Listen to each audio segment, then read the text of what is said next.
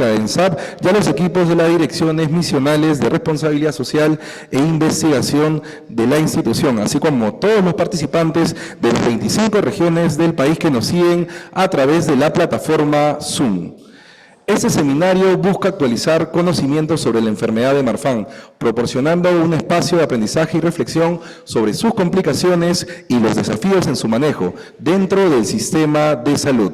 Al respecto nos dará mayores detalles el doctor Percy Alberto Herrera Añasco, quien está a cargo de las palabras de inicio en esta ceremonia de inauguración.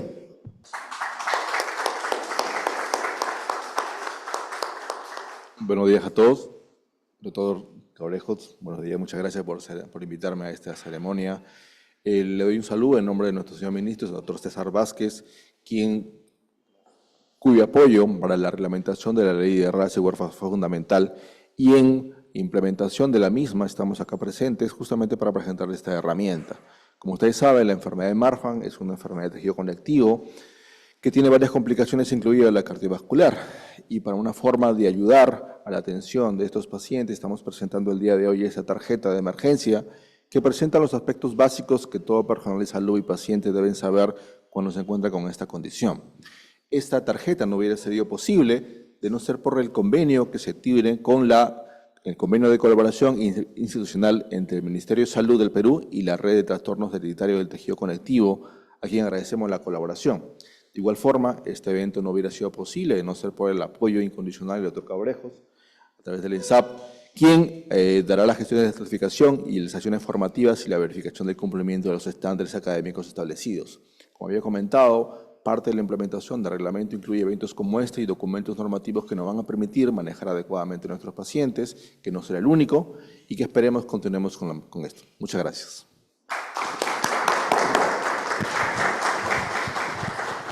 Muchas gracias por sus palabras, doctor Percy Alberto Herrera Añasco. Este seminario internacional está dirigido al personal asistencial, coordinadores de las enfermedades raras o huérfanas y profesionales de la salud en turnos de emergencia de los establecimientos de salud a nivel nacional. Reiteramos el saludo nuevamente a todos ustedes que nos siguen a través de la plataforma Zoom desde diversas regiones del país. Es momento de dar pase a las palabras de inauguración de este seminario internacional, que por supuesto están a cargo del director general de la Escuela Nacional de Salud Pública, el doctor José Cabrejo Paredes.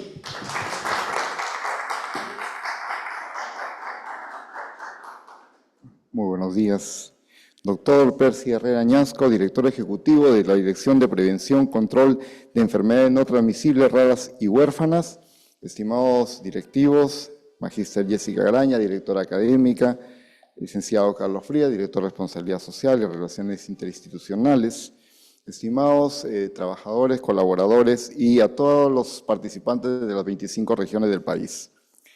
Realmente es emocionante dar la inauguración de la penúltima actividad de este mes y es muy interesante porque es un seminario internacional. Que bueno, cuando posicionamos a la Escuela Nacional de Salud Pública con una visión que va más allá de los límites del pensamiento y logramos superar los ideales trazados en nuestra gloriosa escuela de 61 años de formación. Es importante porque uno de los elementos fundamentales del modelo educativo, el nuevo modelo educativo o modelo educativo estandarizado que tenemos ahora, es justamente este tema de la inclusión. Y el tema de inclusión va parte por no dejar de lado las enfermedades raras y huérfanas. Nosotros tenemos que tener una visión bastante clara y gracias al liderazgo del señor ministro de Salud, el doctor César Vázquez Sánchez, impulsamos justamente, como lo ha dicho muy bien el doctor Percy Herrera, el tema de la reglamentación de la ley, el tema de la implementación de la ley de las enfermedades raras y huérfanas. Para mí, realmente es todo un honor, a nombre del Ministerio de Salud, el doctor César Vázquez Sánchez, y quien habla como director general de la Escuela Nacional de Salud Pública, a quien tengo el honor de representar, dar por inaugurado este Seminario Internacional Implementación del Recurso Informativo Portable, Tarjeta de Emergencia para la Atención de la Enfermedad de Marfan. Muchas gracias.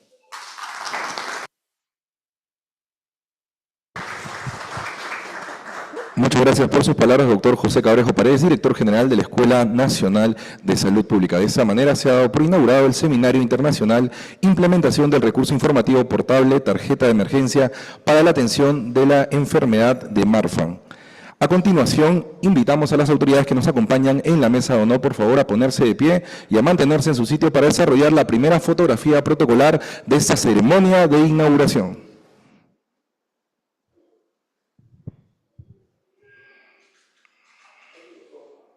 Esta enfermedad busca fortalecer la respuesta asistencial en emergencias médicas, capacitando al personal de salud en el uso adecuado de protocolos y tarjetas de emergencia para enfermedades raras y huérfanas, con el propósito de optimizar la atención y, por supuesto, salvar vidas. A continuación, invitamos a todos los participantes, por favor, a ponerse de pie y junto a nuestras autoridades vamos a desarrollar la segunda fotografía protocolar de esta ceremonia de inauguración del Seminario Internacional Implementación del Recurso Informativo Portable Tarjeta de Emergencia para la Atención de la Enfermedad de Marfan.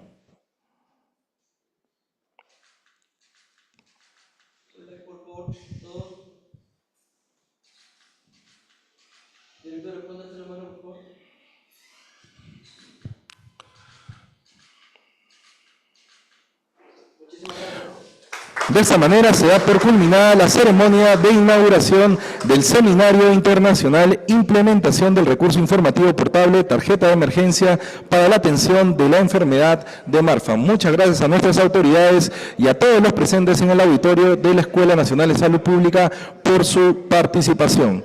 A continuación, vamos a dar inicio a este seminario internacional que cuenta con expositores nacionales e internacionales. Como primera ponencia tenemos a la doctora Gisela Teixido Itura. Ella es coordinadora clínica y especialista en cardiología y abordará el tema complicaciones cardiológicas de la enfermedad de Marfan y su abordaje, una experiencia de un centro de referencia europeo.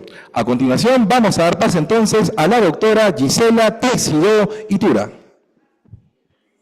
Hola a todos, muchas gracias, buenos días, aquí en España buenas tardes sería. ¿Se me oye bien? Entiendo que sí. ¿Me podéis confirmar? ¿Sí? Sí la escuchamos, doctora. Puede seguir con su ponencia. Muchas gracias. Vale. Muchísimas gracias por esta invitación. Realmente es un placer poder participar y ayudar especialmente en la divulgación y en el conocimiento de esta enfermedad que, como sabéis, es una enfermedad minoritaria, una enfermedad rara, pero que realmente tiene un impacto en la supervivencia y en la calidad de vida importante para estos pacientes.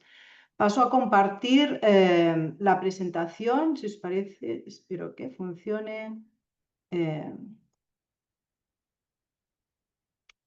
Vale. Os agradecería que me confirmarais que está todo correcto, yo lo veo bien. Y bueno, se me ha pedido que hable pues, de las complicaciones cardiológicas de la enfermedad de Marfan y cómo las abordamos desde el punto de vista cardiológico, pero como sabéis también hay otras manifestaciones ya no cardiovasculares que no tendremos mucho tiempo para comentar, pero podemos hacer después preguntas o comentarios cuando queráis. También intentaré ir al menos brevemente a explicar nuestra experiencia a nivel de España, de cómo nos organizamos o cómo se organiza a nivel de España y Europa. A modo de introducción, para dar paso a lo que es la enfermedad o la afectación cardiovascular en el síndrome de Marfan se engloba en lo que son las enfermedades de la aorta, ¿no? De la arteria pues, mayor de nuestro cuerpo. Tenemos muchas enfermedades aórticas que no son genéticas, que no son hereditarias, por muchos otros factores, sobre todo asociados a la edad, a la hipertensión. Pero aquí nos debemos ir a la parte de la derecha, a la parte de las enfermedades hereditarias o con una base genética, que en global podemos subdividir o diferenciar en dos grandes grupos, las afectaciones sindrómicas y las afectaciones no sindrómicas. Las sindrómicas son aquellas enfermedades como es el síndrome de Marfan en la que hay afectación cardiovascular, pero también hay manifestaciones no cardiovasculares, como podremos ver. Y no solo existe el síndrome de Marfan, sino que también existen enfermedades aún menos frecuentes, como son el síndrome de Loeys-Dietz, veremos brevemente de qué se trata, y el Ehlers-Danlos vascular aún menos frecuente. Y después hay todo un grupo de no sindrómicas, o sea, de enfermedad aórtica genética, que no tenemos esta afectación extracardiovascular y que por lo tanto también tiene sus complicaciones en cuanto a la sospecha de la enfermedad y a poder diagnosticar.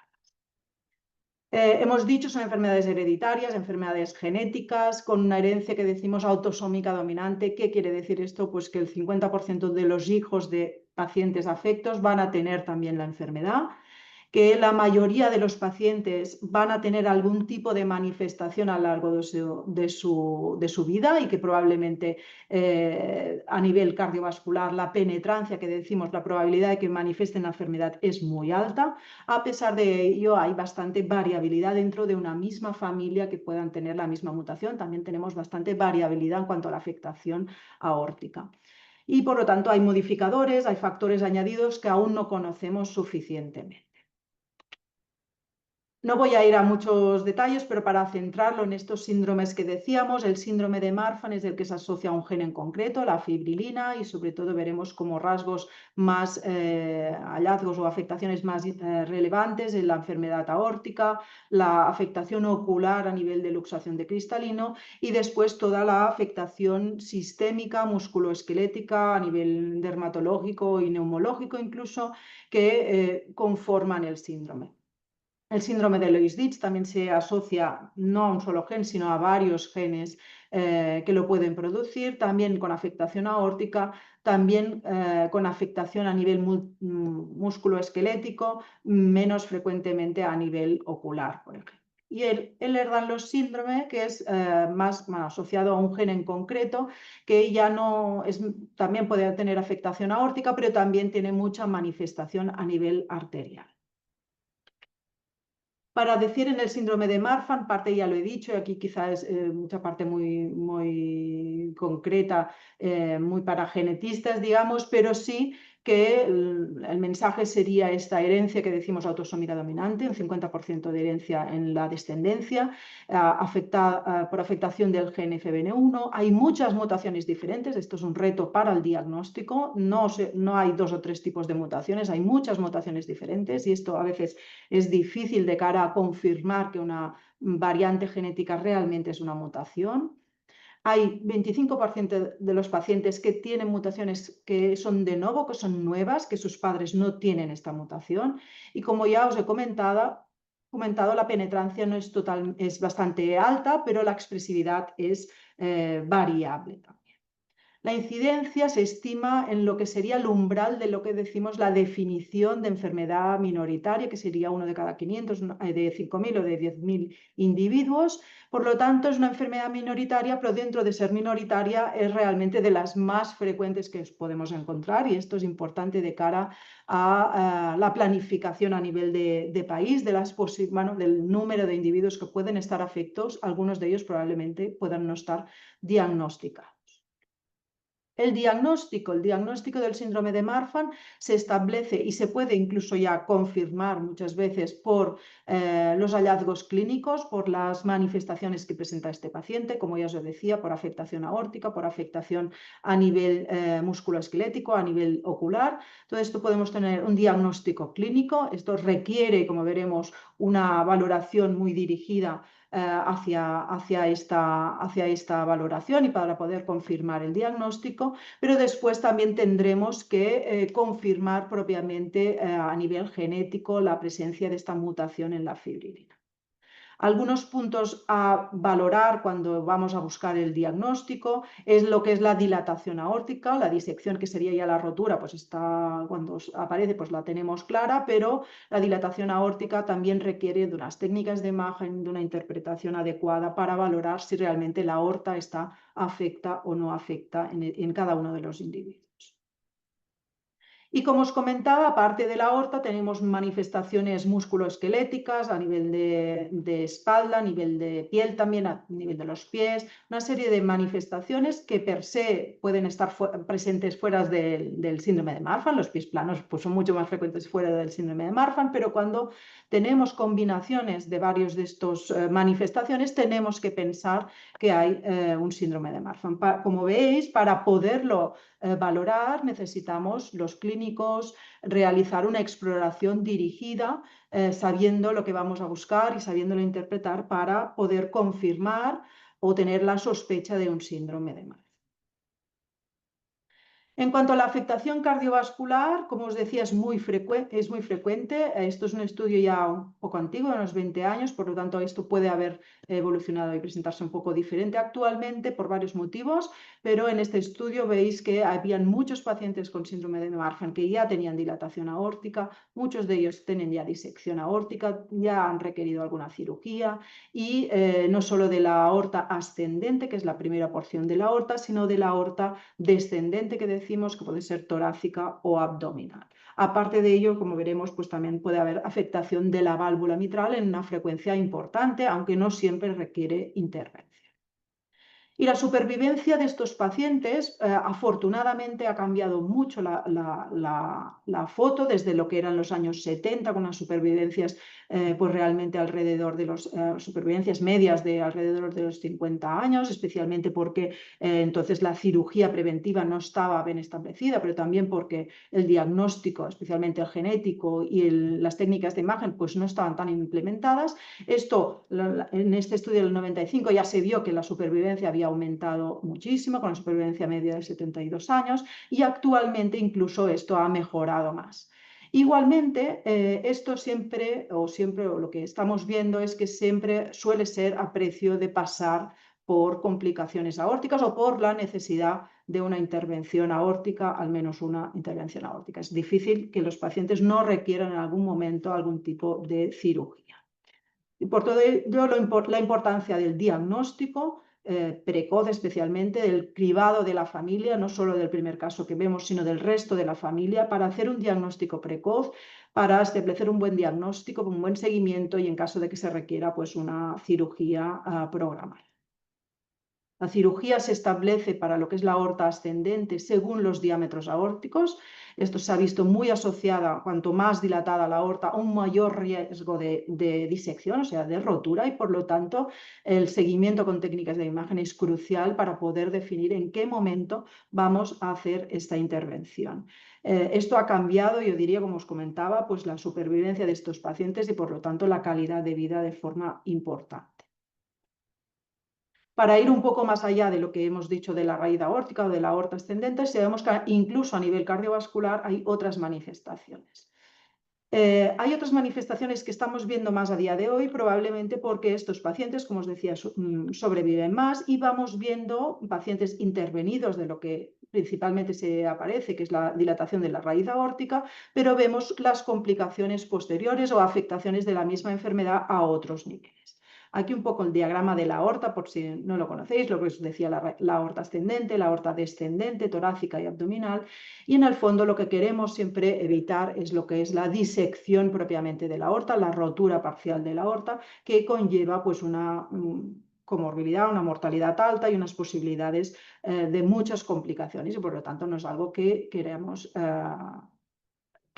evitar que llegue a ocurrir y especialmente aquí pues en relación por ejemplo a las tarjetas de emergencias es crucial que se tenga un grado de sospecha para diagnosticar una disección aórtica, sabiendo que es un paciente Marfan, pues una de las posibilidades cuando el paciente viene con dolor torácico es que tenga una disección aórtica. Saber esto, estar formado y saber la posibilidad pues es muy importante.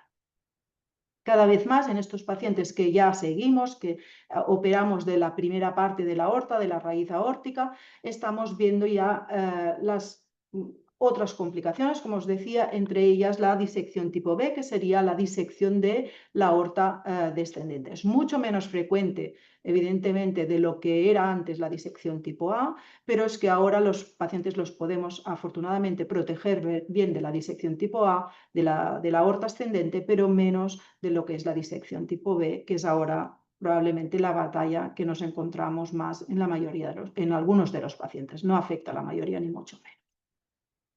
La afectación de la válvula mitral, como os he dicho, también es posible, no siempre requiere cirugía. La válvula mitral es la válvula que se encuentra entre la aurícula izquierda y el ventrículo izquierdo y en el caso del Marfan nos podemos encontrar con un prolapso valvular mitral, una hiperelasticidad de esta válvula, con una insuficiencia, ¿no? Una regurgitación hacia la aurícula, por lo tanto una disfunción de esta válvula que puede ser de grado ligero y no dar más problemas, de grado moderado incluso sin tener ningún problema, porque en algún momento a veces pueden llegar a evolucionar y a requerir intervención.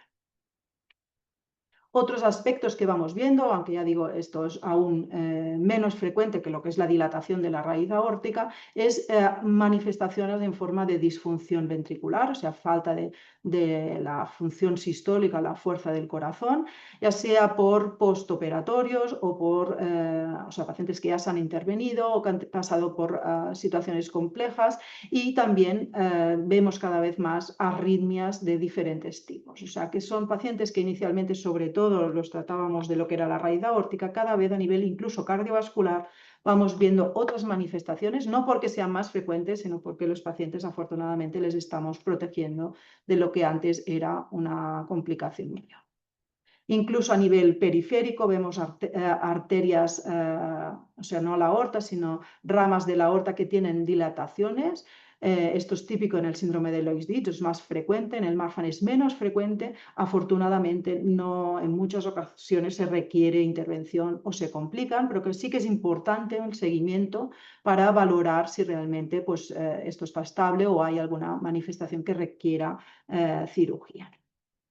Y brevemente quisiera dar una pincelada de lo que es el Loeys-Dietz. A nivel genético, pues es una afectación también sindrómica de la aorta y se manifiesta, algunas manifestaciones musculoesqueléticas son similares al síndrome de Marfan, pero tiene especialmente afectación a niveles arterial periférico, con tortuosidad, con aneurismas, y también tiene algunas manifestaciones pues, que no son patológicas, como es la úvula bífida, pero que nos orienta hacia el diagnóstico.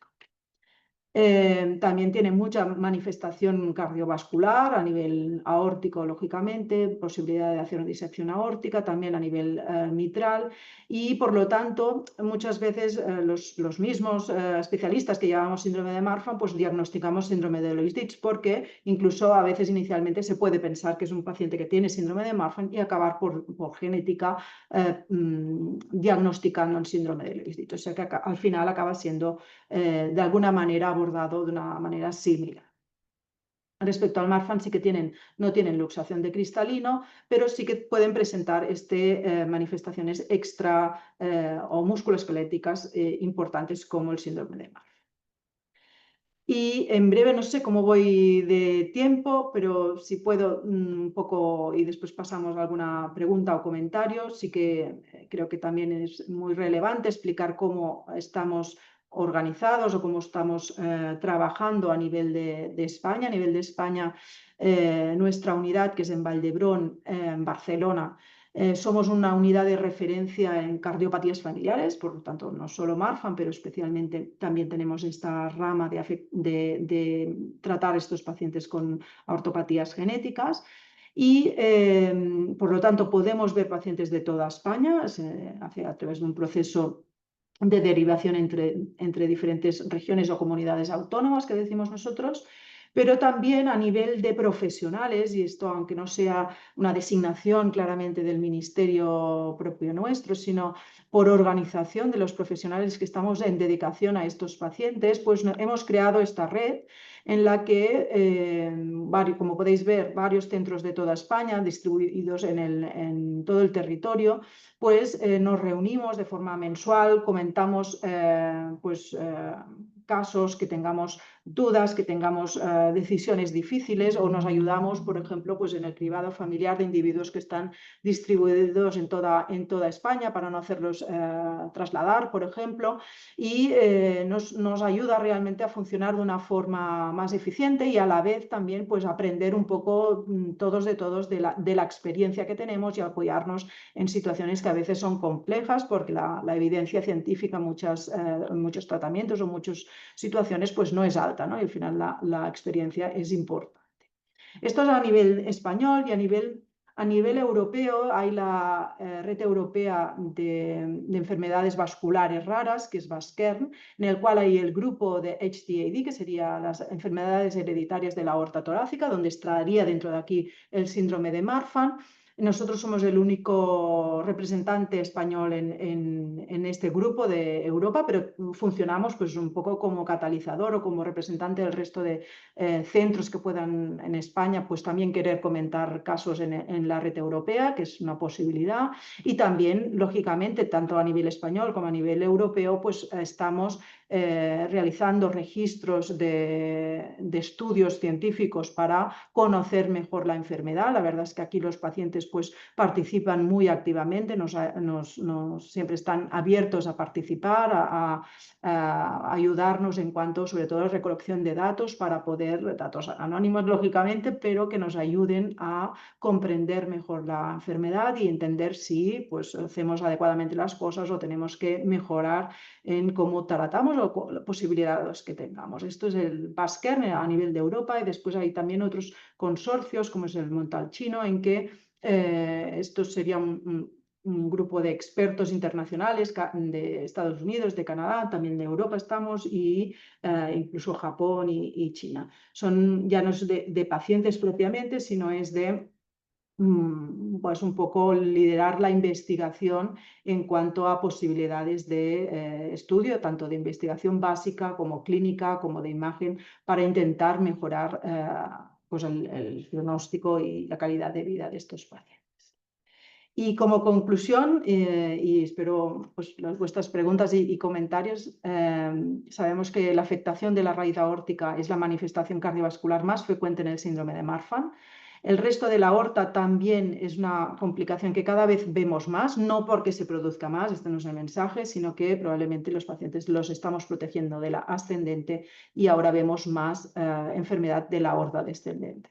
Puede haber esta afectación de la válvula mitral y necesitar intervención, por lo tanto se necesita un seguimiento y un tratamiento adecuado y también, como os comentaba, el tema de las arritmias y la disfunción ventricular, que son complicaciones que también pueden aparecer en estos pacientes.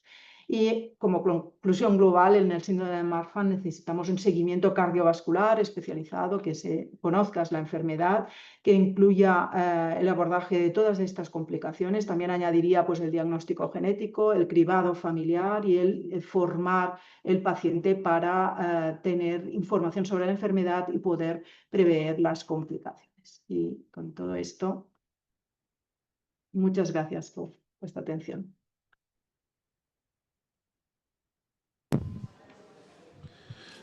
¿Sí? Muchas gracias por su exposición a la doctora Gisela Teixidó Itura del Centro de Referencia Europeo. Es importante resaltar a todos los participantes que nos acompañan a través de la plataforma Zoom de diversas regiones, de que al final de esta ceremonia habrá una evaluación y se enviará a través del chat de la plataforma Zoom, así como una encuesta que tienen que responder en aproximadamente 15 minutos para que puedan acceder a la constancia de participación. A continuación vamos a dar pase a la doctora Abisac Durán Guevara. Ella es médico cirujana, especialista en gestión en salud. Ha sido directora adjunta de la DIRIS Lima Norte y jefa de la Oficina de Intervenciones Estratégicas en Salud Pública. Actualmente ocupa el cargo de médica especialista en gestión de salud en la Dirección Ejecutiva de Enfermedades No Transmisibles, Raras y Huérfanas del Ministerio de Salud. Muchas gracias, doctora, por acompañarnos. A continuación vamos a dar pase a la segunda ponencia de este seminario internacional. Buenos días, ¿me escuchan? Sí, le estamos escuchando, doctora. Muchas gracias por su participación. Muchas gracias. Estoy realmente muy emocionada de poder de una vez presentar esta valiosa herramienta que va a ser útil para, digamos, mejorar la salud de nuestros pacientes con enfermedades raras y para tener una herramienta más para poder salvar sus vidas y poder mejorar su calidad de vida. Muchas gracias al equipo ENSAP y también al equipo del componente enfermedades raras. Ahí está mi director, el director de la ENSAP, el director de la DENO también, ¿no? Luego de los agradecimientos, ya mi jefe, ¿no? El doctor Gamero, que está asumiendo la jefatura del equipo de enfermedades raras, que también muy activo. y gracias a ello es que hemos logrado pues también tener o sea, concluir un proceso, ¿no? Y yo les quiero comentar en esta exposición brevemente cómo es que lo hicimos y cómo es que, ¿cómo se llama? Se llevó a cabo, ¿no? El ENSAPE tiene mi ponencia, por favor, si lo podrían poner, y yo estoy hablando desde mi teléfono.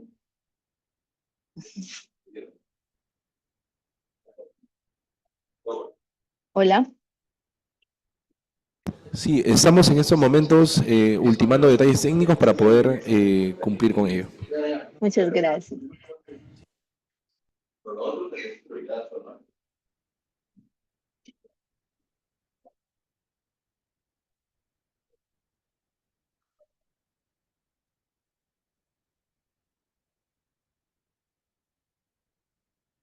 Bueno, mientras van ultimando detalles técnicos, también hacer presente, ¿no? El agradecimiento a la Magister Graña, quien ella en el momento en el que se suscribió el convenio, ella era la coordinadora de enfermedades raras, lo que ahora es el doctor Gamero, y tuvo una participación muy importante para desarrollar este convenio y digamos, esta intervención.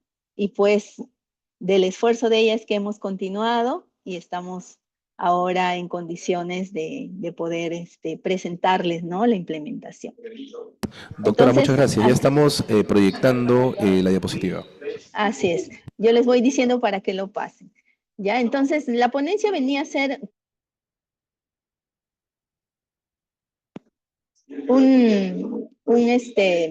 una breve, digamos, recapitulación de cómo se hizo la implementación de este convenio, el convenio 81 del 2022, que tenía como, la siguiente, por favor, que tiene como antecedentes la ley, ¿no? 296/98 y su modificatoria, la ley 31738, que establecen, ¿no? Digamos, la mejora de la calidad de vida y que sea de interés nacional todo lo que es la atención de los pacientes con enfermedades raras. La siguiente. Este convenio, el convenio 81 del 2022, se suscribió entre la red conectiva y que es la red de trastornos hereditarios del tejido conjuntivo y el Ministerio de Salud, ¿no? Y este convenio tenía por objeto fomentar el conocimiento y uso de los protocolos de atención de emergencia y las tarjetas de emergencia para enfermedades raras. Ustedes pueden ver aquí en al costado una página web, que es la página de Conectiva, y varias tarjetas de emergencia. Está la de Ehlers-Danlos, el Ehlers-Danlos vascular, que lo mencionó la doctora Isela, está Jacobsen, está el angiomiomatosis, la Eloy-Ditz, que también la doctora lo mencionó, el Marfan, la osteogénesis imperfecta y enfermedad de Williams. De todas estas enfermedades, nosotros empezamos por Marfan por algunas razones, por ejemplo, como lo dijo la doctora también, si le han escuchado, entre las raras que afectan que tienen afectación cardiovascular, esta es una de las más frecuentes. Entre las raras es una de las más frecuentes. Otra cosa es que tenía su asociación fuerte, ¿no? A cargo que comanda la señora Marita Waters, que muy activamente también ha participado, y que teníamos también nosotros posibilidades, ¿no? De poder interactuar. Entonces, las tarjetas de emergencia, cada una, si ven abajo, tiene su colorcito, la de Marfan es rojita, ¿no? Y la vigencia de este convenio es indeterminada. Entonces, el objeto del convenio, ¿no? Venía a ser hasta el final que podamos salvar las vidas de estos pacientes a través de un recurso que puedan utilizar los profesionales para fijarse en las complicaciones que pueda tener esta enfermedad. La siguiente, por favor. Entonces, el MINSA se había comprometido por medio de este convenio a revisar la tarjeta, a darle su validación y a hacer la difusión. Y luego de ello, ¿no? Establecer grupos de trabajo para generar más tarjetas. O sea, tenemos que hacer todo esto por cada tarjeta, ¿no?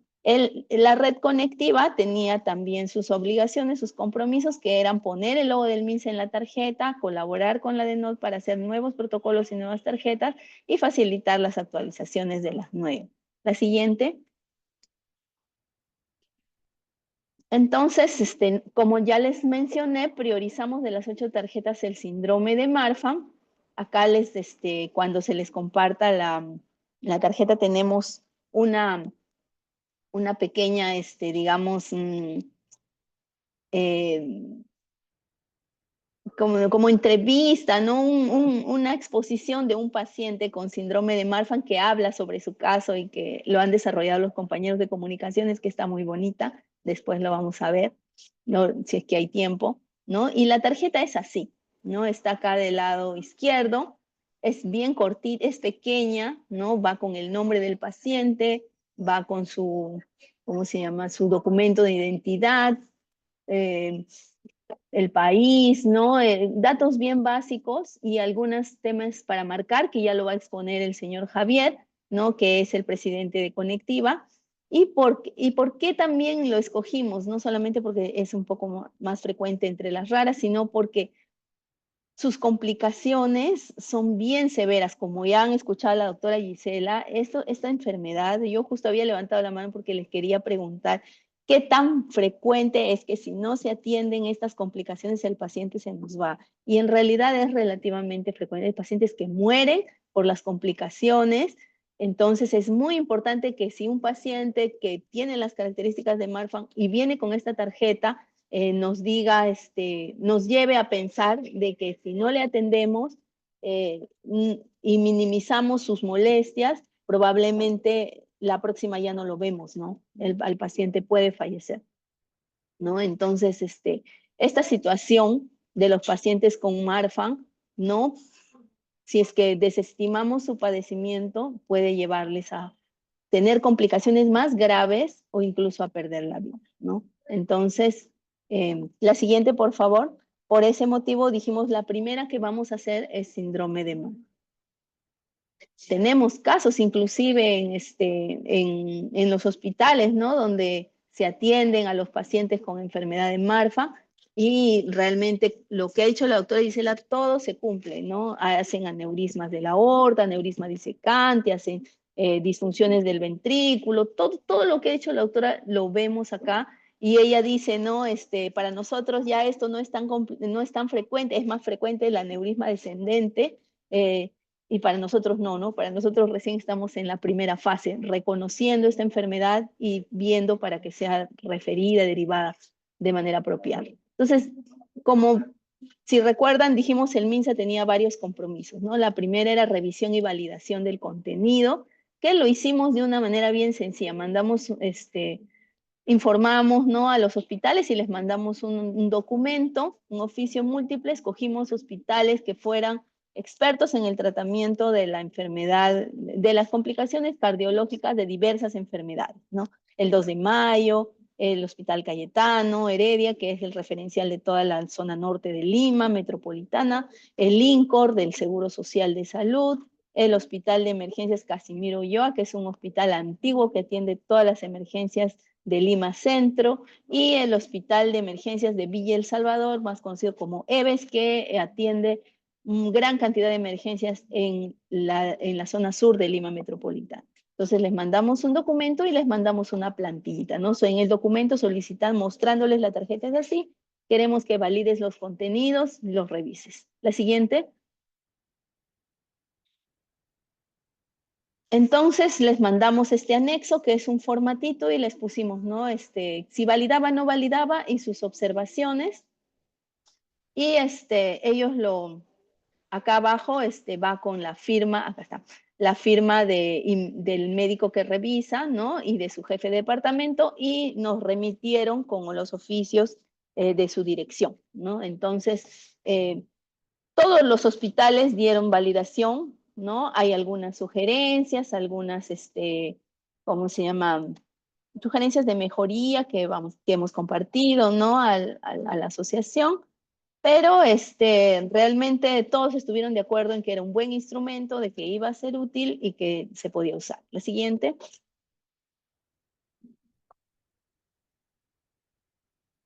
Luego de ello, si recuerdan los compromisos del MINSA, seguía que debíamos dar el aval y que Conectiva tenía que incorporar los logos. En ese sentido, se le remitió también una comunicación a la Oficina General de Comunicaciones, que trabaja con nosotros de manera permanente, constante, y ellos nos brindaron los logos del Estado, ¿no?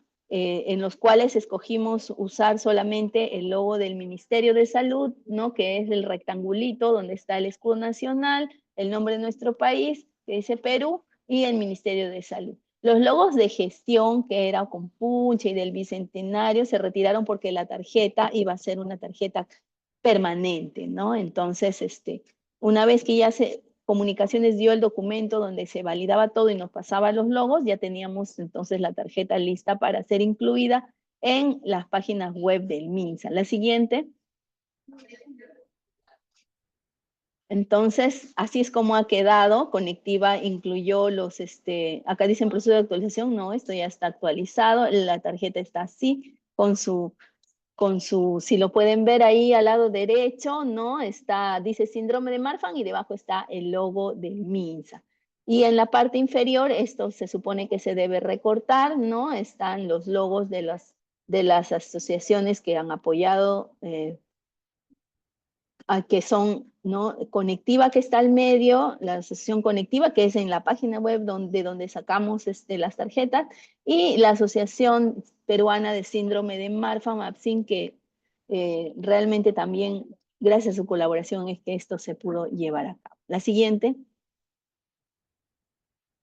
Entonces, en las páginas web del MINSA ya lo tenemos incluido. Está en el portal del Estado peruano, hacemos clic y sale la tarjeta de emergencia de síndrome de Marfan, de ahí se descarga y se puede imprimir y los pacientes pueden hacerlo y también los doctores para ofrecerle a sus pacientes.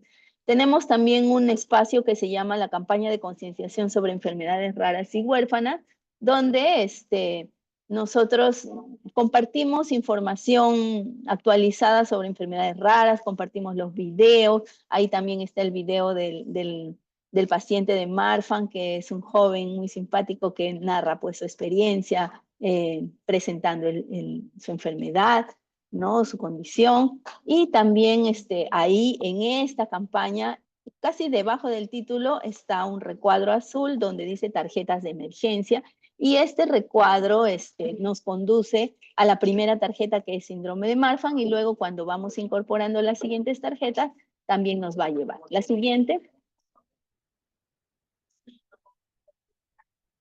Entonces, la última fase de los compromisos que tenía el Ministerio de Salud era pues la difusión, y en este sentido nos hemos aliado pues con el ENSAP, nosotros como componente de enfermedades raras, trabajando junto con la Escuela Nacional de Salud Pública, porque este es un problema obviamente de salud pública que requiere atención, que ocasiona gastos al Estado cuando no se atiende apropiadamente. Entonces hemos hecho esta alianza con la ENSAP para poder llevarles a todos ustedes, ¿no? La capacitación sobre el síndrome, cuáles son las complicaciones que se pueden presentar. Ahora el doctor Fujita también va a hablar de las generalidades. El señor Javier Guerra, que es el presidente de la Asociación Conectiva, nos va a comentar cómo se desarrolla la tarjeta y cuáles son sus características. Y bueno, pues ya lo tenemos para ustedes. Hemos logrado, gracias al ENSAP, Comunicaciones, a la DIGIESP, ¿no? Y a las asociaciones de pacientes, tener una herramienta que nos puede servir como profesionales de la salud para reconocer una enfermedad que no es fácil de reconocer y que no es, ¿cómo se llama? Digamos, que no es frecuente para decir a cada rato lo vemos y lo podemos fácilmente reconocer, sino que nos va a ayudar con esa tarjetita, nos va a ayudar a hacer el reconocimiento de nuestros pacientes y de las complicaciones que podría tener, ¿no? Recuérdense, la doctora ha mencionado complicaciones aórticas, también mencionó complicaciones en el ojo, ¿no? En la subluxación del cristalino, mencionó complicaciones en el ritmo cardíaco, etcétera, ¿no? Entonces, eso sería todo. A ver, la siguiente, creo que ya con esto completamos, ¿no? Entonces, acá, justo en la parte de lanzamiento, que destacaba la participación de la ENSAP, lo ha sacado este curso con resolución directoral a cargo, ¿no? De la dirección académica, y nuestra querida magíster Jessica Graña, que tiene bastante, digamos, empatía con nuestros pacientes con enfermedades raras y también es conocedora pues de la gran necesidad que tienen ellos de mejorar pues nuestros procesos, sea educativos, sea de atención, sea ¿no? de gestión también para poder mejorar la atención de las enfermedades raras. En ello estamos todos aliados, salió el seminario internacional, si están atentos y hacen bien su examen, vamos a tener nuestro certificado y entonces continuemos pues con el curso. La siguiente, por favor.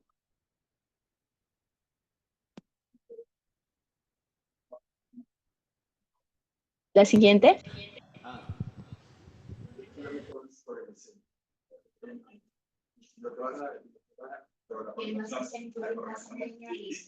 ¿Ahí termina?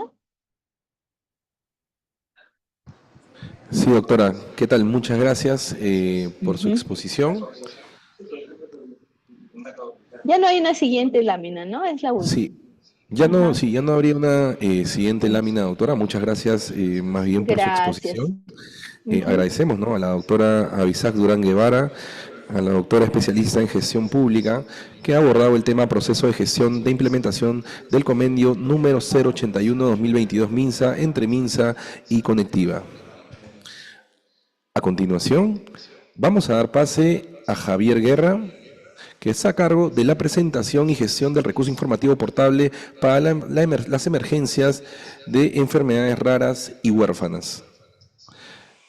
El doctor Javier Guerra es coordinador responsable de la red conectiva, la red de trastornos hereditarios del tejido conectivo en Latinoamérica y también divulgador y bloguero sobre salud y enfermedades raras en el mundo Marfan latino. A continuación, entonces, damos pase al doctor Francisco Javier Guerra Garrote. Muchas gracias por su participación. Hola, buenos días a Perú. Buenas tardes en España. Yo estoy en España, soy paciente afectado por síndrome de Marfan. No soy doctor en medicina. Mi trabajo va por otros derroteros. Yo soy informático, desarrollador de aplicaciones. Y voy a compartirles con una presentación, pero antes de empezar quería, por un lado, saludar este evento, agradecer a todos los presentes y a las instituciones que hayan facilitado a un recurso que viene de los pacientes, para los pacientes, la posibilidad de estar disponible para ellos y que los equipos de emergencia, cuando necesiten tener información sobre una situación de salud comprometida, como es el caso del síndrome de Marfan, pues puedan saber qué consultar y a dónde llegar para obtener información, ¿no?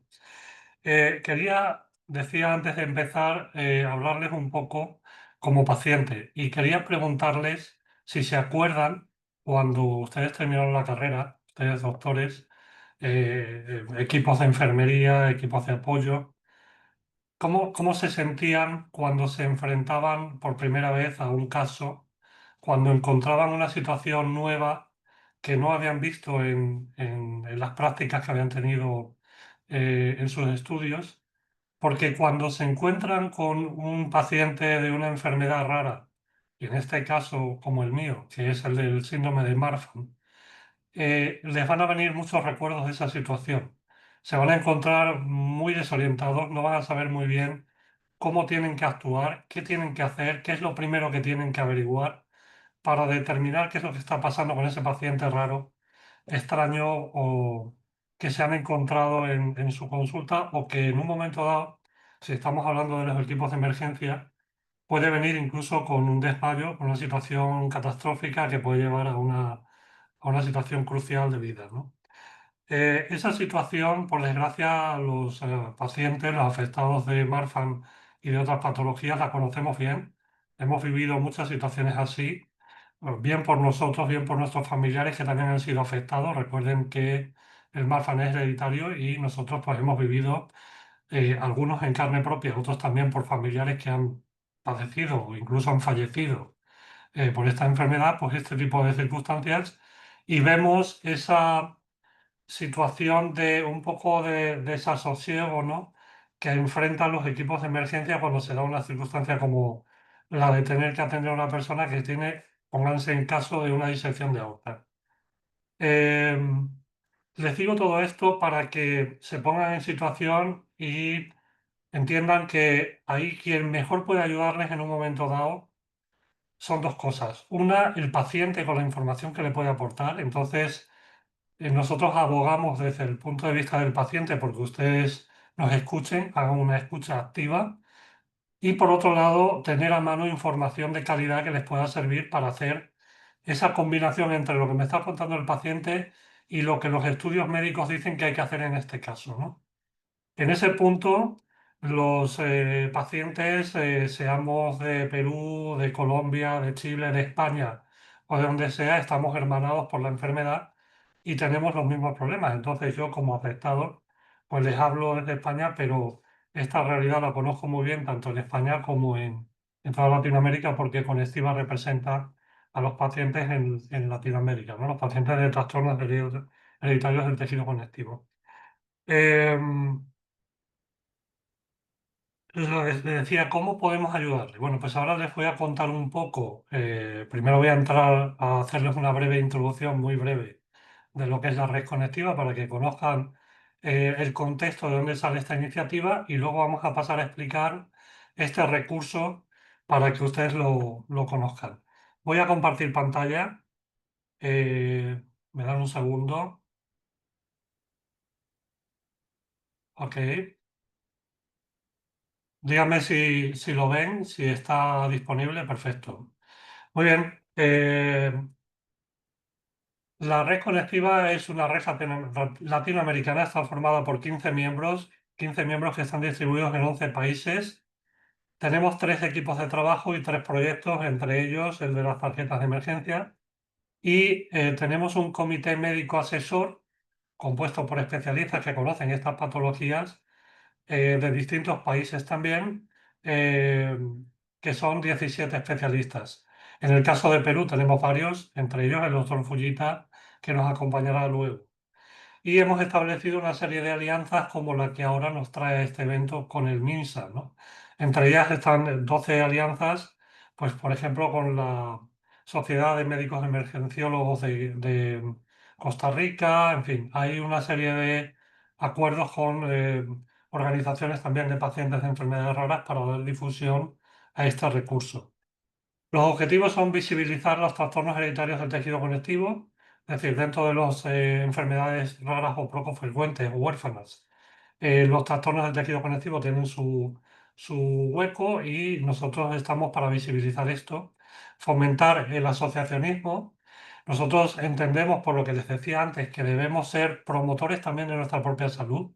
Entonces está bien y es una cosa que perseguimos fomentar el apoyo a organizaciones que se constituyen y a darles pues el seguimiento y la formación que en un momento dado pueden necesitar y el intercambio de buenas prácticas y la colaboración con otras asociaciones de otros países. Y luego crear recursos compartidos como este. La tarjeta de emergencias está ahora mismo pues, en esos 11 países y en España, ¿no? Crear y fomentar un marco ético y asistencial. Nosotros ponemos el objetivo también en que esto no se haga simplemente desde el corazón y desde la necesidad, sino también desde la profesionalidad. Entonces las asociaciones tienen que tener un marco ético y asistencial adecuado y eso trasladarlo a los equipos de salud que los atienden también, ¿no? Y crear un marco de trabajo común también. Dentro de nuestro marco estratégico, es decir, cuáles son las áreas que nosotros gestionamos dentro de Conectiva, pues como ven, gestionamos todo el ámbito, ¿no? Tenemos un marco de trabajo que le hemos llamado DAFIN, que cubre desde el diagnóstico a la asistencia, a la formación, la investigación y los procesos normativos que ayudan a que toda la gestión de atención a los pacientes pues, pueda llevarse a cabo de forma eficiente.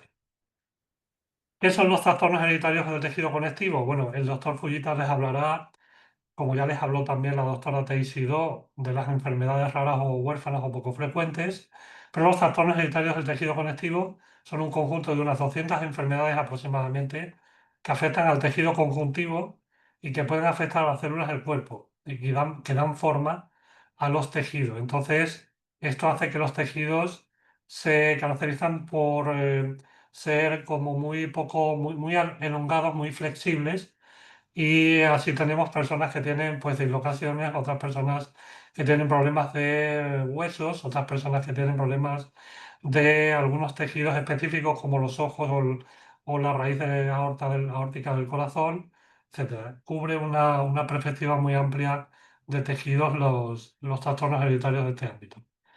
Los más conocidos son Stickler, Loeys Diez, Ehlers-Danlos, Marfan, etcétera. Estos seguramente los conocerán porque dentro de los trastornos raros, pues estos son de los más conocidos.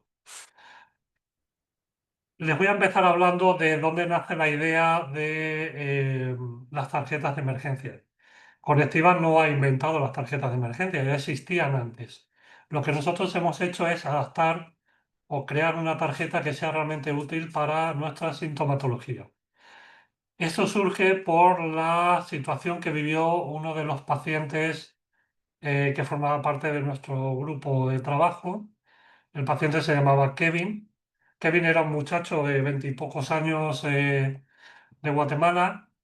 Y Kevin era un chico, pues como todos los chicos, que hacía pues deporte, hacía sus actividades y tenía pues Marfan, para él era una palabra, pero poco más, ¿no?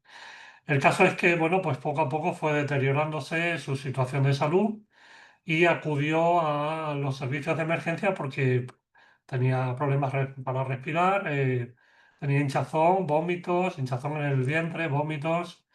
Y en los equipos de emergencia le dijeron que lo que tenía era un problema gástrico y que, bueno, que se tomara unas pastillas y se fuera para casa.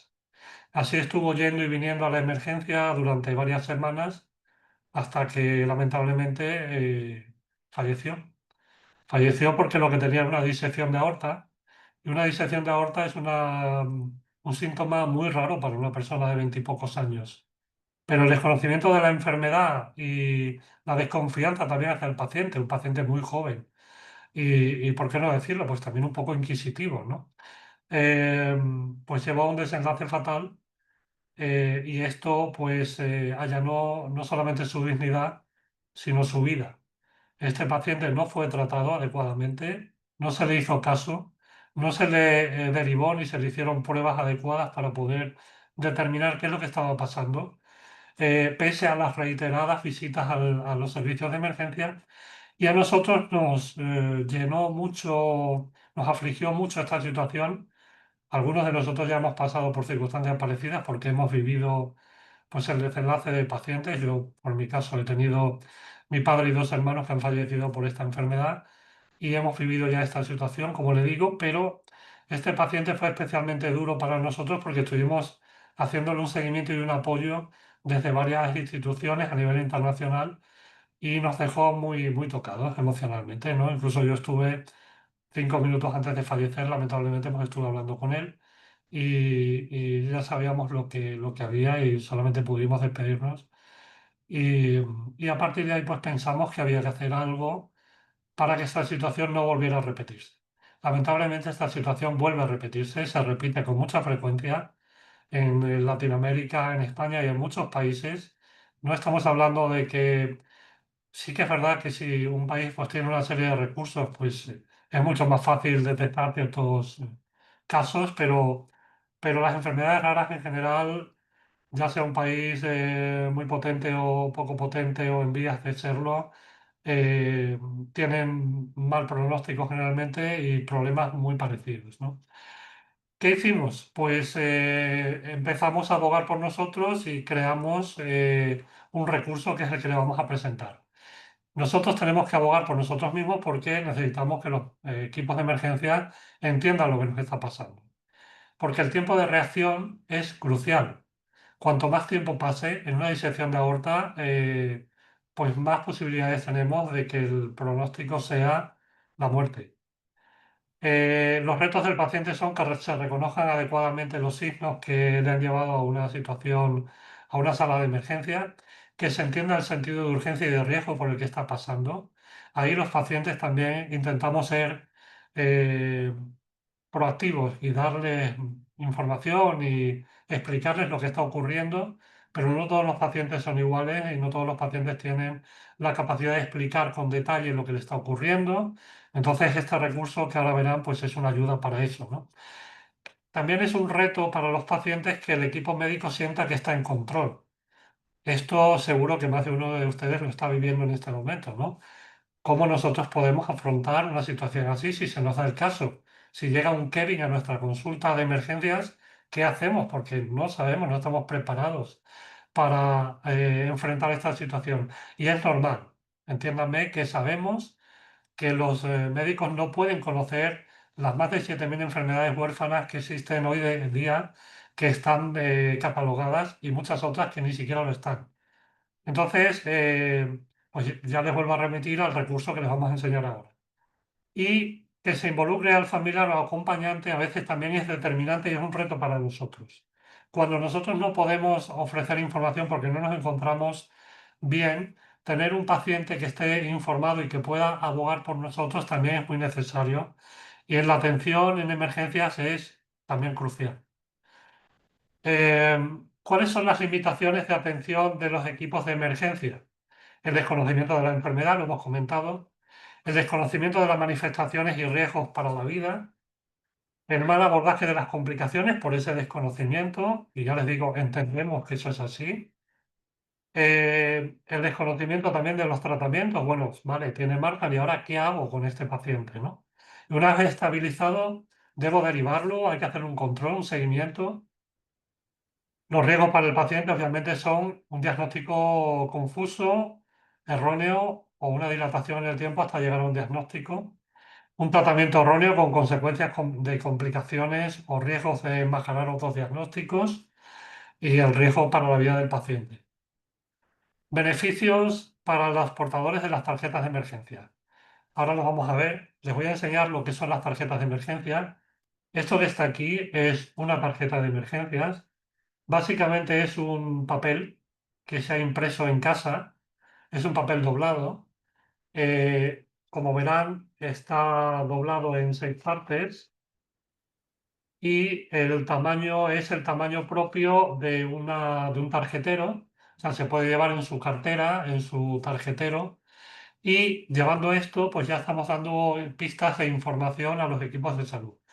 Cuando se descarga de internet este recurso, que está, como bien nos ha dicho la doctora Visage, en la página del MINSA, lo que se obtiene es un folio que está impreso por las dos caras y este folio pues hay que recortarlo.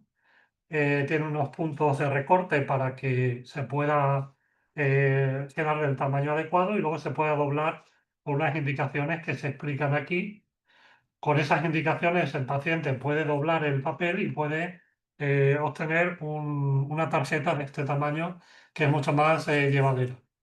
Pueden encontrarse la tarjeta en color si la persona tiene los recursos o puede encontrarse una tarjeta en blanco y negro. Nosotros hemos elaborado este recurso en papel porque pensamos que es lo más asequible para cualquier economía. Sea donde sea, una fotocopiadora o una impresora puede haber. Así en el pueblo más pequeño algo habrá para poder imprimir en papel un recurso como este. Lo importante del recurso no es llevar la tarjeta, sino esto que está aquí, que es un código QR que lleva al protocolo de emergencias. Ahora lo vamos a explicar. Pero quería presentarles el recurso para que vieran de lo que estamos hablando. ¿Cuáles son los beneficios de portar las tarjetas de emergencia? Facilita el algoritmo diagnóstico. Si en la tarjeta de emergencia dice yo soy un paciente de Marfan, pues ya saben por dónde tenemos que empezar, ¿no? Acelera el tiempo de diagnóstico y permite un tratamiento adecuado porque ya el equipo de emergencia está recibiendo información de la patología de la que estamos hablando. Disminuye las complicaciones y el riesgo para la vida y da acceso ágil a portales informativos. Ese código QR les va a llevar a un protocolo de emergencias que está hecho en Europa que habla de cómo son todos los pasos que hay que seguir para hacer un tratamiento adecuado en una situación de emergencia con un paciente de Marfan. La utilidad para el paciente lo empodera para que pueda exigir la atención que requiere. Yo tengo una tarjeta, puedo presentarla en la situación de emergencia y así estoy pidiendo específicamente lo que quiero, que lo que quiero es que se reconozca mi enfermedad y se me atienda. y son de utilidad para el equipo de emergencias porque van a obtener la información que necesitan. Y ya les digo, seguramente alguno de ustedes sí conocerá la enfermedad, pero habrá muchos de ustedes que no hayan visto nunca a un paciente con síndrome de Marfan y puede ser un recurso que les dé una ayuda invaluable para ustedes y sobre todo para salvar la vida del paciente, que es de lo que se trata esto, ¿no? Es verdad que hay otros recursos, colgantes, medallas, pulseras, pero estos recursos tienen información limitada o muy genérica, no contienen información sobre los procedimientos de atención específicos de la patología y son barreras de acceso por su coste. Los colgantes o las medallas o las pulseras que están asociados a recursos en línea, pues suelen tener un coste y es un servicio que tiene, pues implica pagar unos, no sé, unas regalías, unos costes. Pensamos entonces que la tarjeta en papel pues era lo más fácil de llevar. Y las tarjetas de Marfan están pensadas para la protección de datos del paciente. Nosotros en ningún momento recibimos información de los pacientes. Cuando las personas afectadas se descargan la tarjeta, no hay un registro de las tarjetas que se han descargado.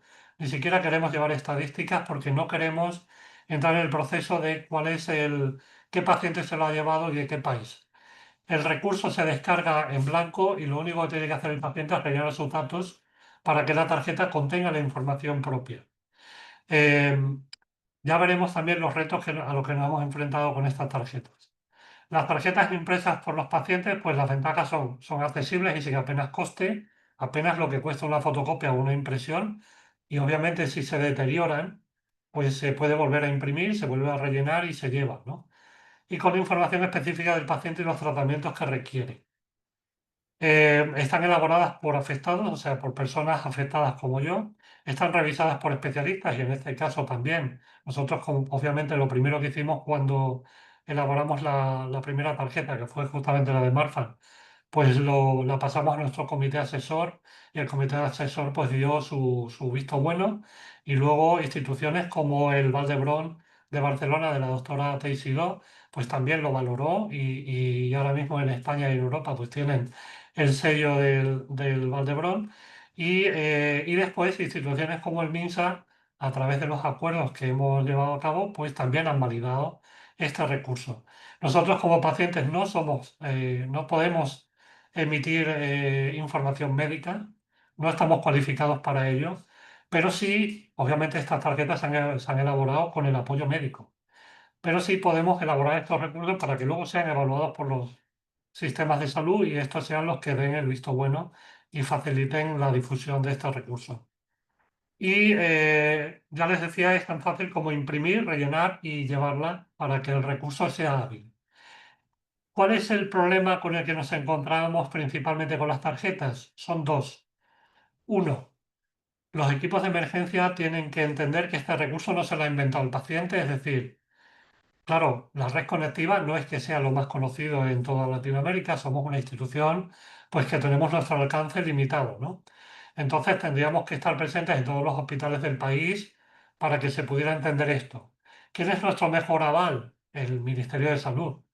Entonces, las tarjetas de emergencia llevan el aval del Ministerio de Salud para que no haya ningún problema, ya sea una tarjeta en color o ya sea una tarjeta en blanco y negro, en un papel incluso deteriorado, si lleva el logo del MINSA, eso ya te da unas garantías. Además, la tarjeta lleva un código QR que lleva al protocolo que está hecho por una institución solvente y además se pueden descargar de la propia página del MINSA. Este era nuestro principal problema. Más allá de eso, el siguiente problema es, bueno, ¿y cómo manejan los médicos la enfermedad? Porque si nosotros le ponemos en la tarjeta lo que es el Marfan y así información general, pues no van a tener todavía el recurso. Entonces, las tarjetas de emergencia sirven de puente entre el paciente y el protocolo de emergencia que les decía antes, ¿no? Y ese recurso, por suerte, ya está hecho en el síndrome de Marfan y en otras patologías.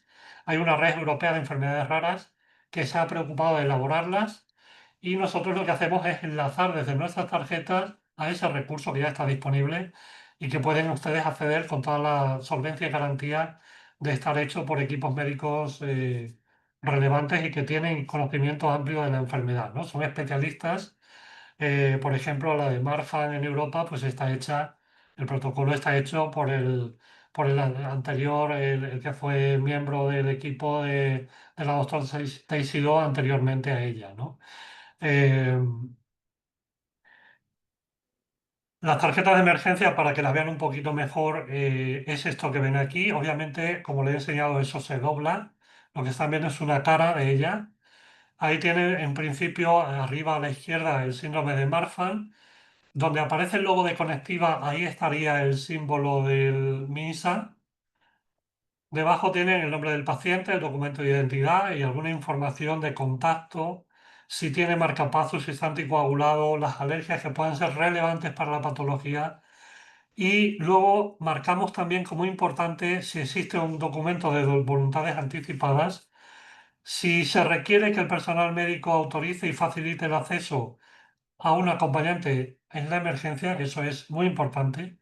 Y luego en la parte de la derecha verán un cuadro resumen del síndrome de Marfan. Empieza por el código ORFA, que es el código Orfanet, que es la institución que les decía que es muy relevante en Europa y todo el mundo para la catalogación de enfermedades raras. Entonces, a través del código ORFA y el CIE 10, ustedes van a tener acceso a la enfermedad, a una descripción de la enfermedad, y luego más abajo pues tienen las situaciones de urgencia, los tratamientos frecuentes, las precauciones de atención y en caso de disección aórtica o en caso de neumotórax, cuáles son las primeras medidas que tienen que llevar a cabo. En la parte de abajo, que es lo que se vería en la tarjeta en el reverso, tienen un código QR que lleva a la guía de urgencias de Orfanet, que ya les va a explicar con más detalle todo esto que aparece ahí, pero ya explicado con términos médicos adecuadamente. También hay una pequeña descripción para si el paciente está en la calle y alguien lo tiene que recoger, lo tiene que llevar a la emergencia, que sepa lo que tiene que hacer. Si presento pérdida o alteración de la conciencia con hipotensión o dolor torácico, debo ser atendido en el servicio de emergencia. Si una persona tiene una disección aórtica y está desmayado, lleva la tarjeta, ya por lo menos la persona que recoja la tarjeta puede tener una primera valoración de qué hacer. En el reverso, o sea, en la parte de la tarjeta que estaría detrás de lo que le he enseñado, el paciente podría incluir información como los medicamentos que está tomando, las cirugías por las que ha pasado, que pueden ser relevantes. Por ejemplo, en mi caso, pues podría decir que ya han sido operado de raíz de aorta. Y esto puede hacer que la revisión pues tenga un cariz o tome un matiz o tome otro, ¿no? Y luego algunos contactos médicos o asistenciales que pueden ser de utilidad, así como otros diagnósticos que pueden ser complementarios a la enfermedad.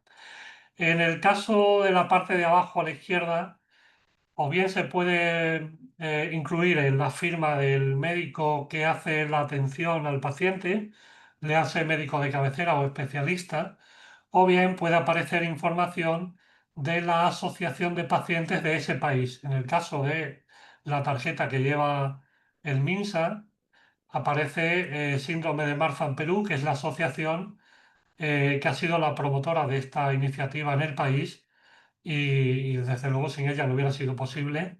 Y es un recurso que puede facilitar la ayuda tanto a los equipos de emergencia, porque la asociación les puede facilitar información complementaria, como al propio afectado, que puede tener un punto de referencia rápido para ponerse en contacto cuando esté pasando algo para ver qué tiene que hacer, ¿no? La información que aparece del protocolo, o sea, el código QR que lleva el protocolo, que está resumido en la propia tarjeta, se accede a través de un código QR, como ya he dicho, y tiene la tarjeta el código CIE10 y el código ORFA. En la tarjeta, pues ya han visto que tiene informaciones de alerta, tratamientos frecuentes, etcétera, etcétera. Y en la información del paciente, pues están los contactos, las alergias, los medicamentos, las cirugías, si tiene un seguro de salud concreto, etcétera, etcétera. También incluye, como hemos dicho, solicitud de autorización para la participación de un familiar, si se dispone de un documento de voluntades anticipadas y además de descargar la tarjeta, que es una hoja que se puede imprimir, pues se complementa con una información que son 2 hojas, 2 páginas más, que dan información de cómo debe cumplimentar el paciente la tarjeta de emergencia. Recuerden que le decíamos que uno de los problemas que teníamos era que los equipos de emergencia tienen que creer y entender que la tarjeta que el paciente presenta es verdadera, no es información que se ha inventado el paciente. Nosotros en esa información que le damos al paciente hacemos mucho hincapié en que tienen que rellenar adecuadamente los datos médicos y si desconocen los datos médicos concretos, que sean ayudados por su médico de cabecera o especialista para cumplimentar los recursos que van a ser llevados luego a la emergencia. Porque si le damos la información del protocolo, pero luego los datos del paciente no están bien, pues obviamente les vamos a hacer un agravio a ustedes que van a estar atendiendo a los afectados. Nosotros tenemos todavía trabajo por hacer, que es popularizar su uso en la comunidad de afectados por los trastornos hereditarios del tejido conectivo, involucrar a otras organizaciones de enfermedades raras o huérfanas, involucrar a instituciones profesionales y científicas, como estamos haciendo en este caso, y promover su uso con los sistemas de salud, como agradecidos estamos de que el MINSA esté dando este apoyo en el día de hoy durante este acuerdo, ¿no? Y sin más, pues le dejamos un código QR que lleva al recurso que tenemos en nuestra página, pero también tienen, como habrán visto en la presentación de la doctora Bisac, el recurso en la propia página del MINSA que pueden descargar y esa tarjeta llevará el logotipo concreto del Ministerio de Salud del Perú. Dejo de compartir y sí quería decirles y agradecer, aparte de las organizaciones y las instituciones que hoy nos acompañan, a tres entidades. Una es, sin duda, a María Soledad Waters, la presidenta de Síndrome de Marfan Perú. Sí, Otra es muchas gracias. a FEPER, la Federación de Enfermedades Poco Frecuentes de Perú, y otra los pacientes Importa, que son instituciones que nos han apoyado en este recurso. Muchísimas Sí, gracias. Javier. Javier, queremos agradecer a Francisco Javier Guerra Garrote por su participación y su ponencia. Él es fundador de Conectiva, la red de los trastornos hereditarios del tejido conectivo de Latinoamérica. A continuación, vamos a hacer un breve receso de 15 minutos aproximadamente debido al simulacro nacional multipeligro que se va a realizar en el Perú a nivel nacional y posteriormente continuamos con María Soledad Waters, presidenta de la Asociación Marfan del Perú y las otras ponencias. Muchas gracias a todos por su participación. Por favor, manténgase conectados y una vez más, muchas gracias a Javier Guerra por su ponencia magistral. Manténgase conectados, reiniciamos con las sesiones en 15 minutos aproximadamente. Muchas gracias por su comprensión.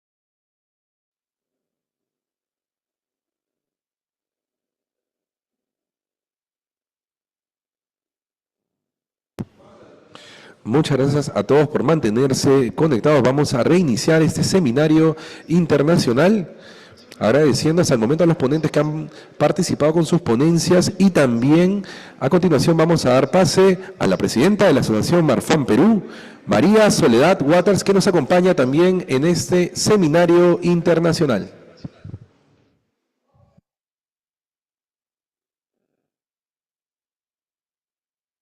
Uy, ¿y ahora qué pasó? ¿Qué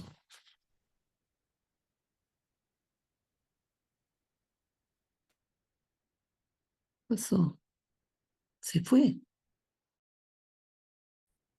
Ay, Dios. Sí la escuchamos, doctora. Lo que pasa es que no sé qué ha sucedido acá. A ver, ya, ahí me reinicié. Ahora sí. Sí, tengan todos muy buenos días. Muchas gracias por esta invitación y participación.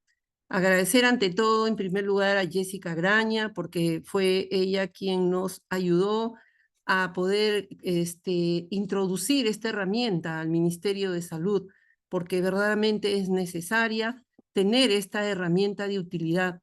Agradecer también a todos los miembros y a todas las personas que integraron para mover y poder sacar esta herramienta para que el paciente pueda tenerla y hacer de utilidad de ella.